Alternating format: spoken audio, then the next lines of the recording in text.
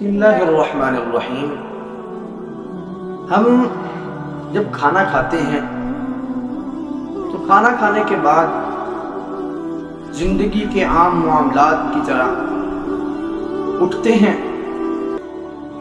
اور اپنے روزمرہ کے کاموں میں مصروف ہو جاتے ہیں۔ اگر ہم حلال کا کھانا کھانے کے بعد صرف ایک چھوٹا سا عمل کریں تو ہمارے لیے دنیا جہان کی بلائیاں اکٹھی ہو سکتی ہیں۔ حضرت ابو ہریرہ رضی اللہ تعالیٰ عنہ فرماتے ہیں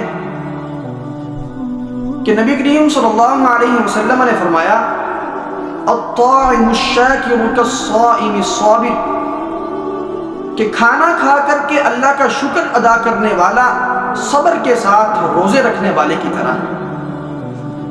اور اللہ کا شکر کیسے ادا کرنا ہے؟ حضرت معاذ بن انس رضی اللہ تعالیٰ عنہ فرماتے ہیں کہ رسول اللہ صلی اللہ علیہ وسلم نے فرمایا جس نے کھانا کھایا اور کھانا کھانے کے بعد یہ کلمات دہرائے الحمدللہ الذی اطعمنی ھذا ورزقنیہ من غیر حول منی ولا قوہ، کہ تمام تعریفات اس اللہ رب العالمین کے لیے ہیں الذی اطعمنی ھذا، جس نے یہ مجھے کھانا کھلایا، ورزقنی من غیر حول منی ولا قوہ، اور جس نے مجھے یہ میری بغیر کسی کوشش اور طاقت کے عطا کیا۔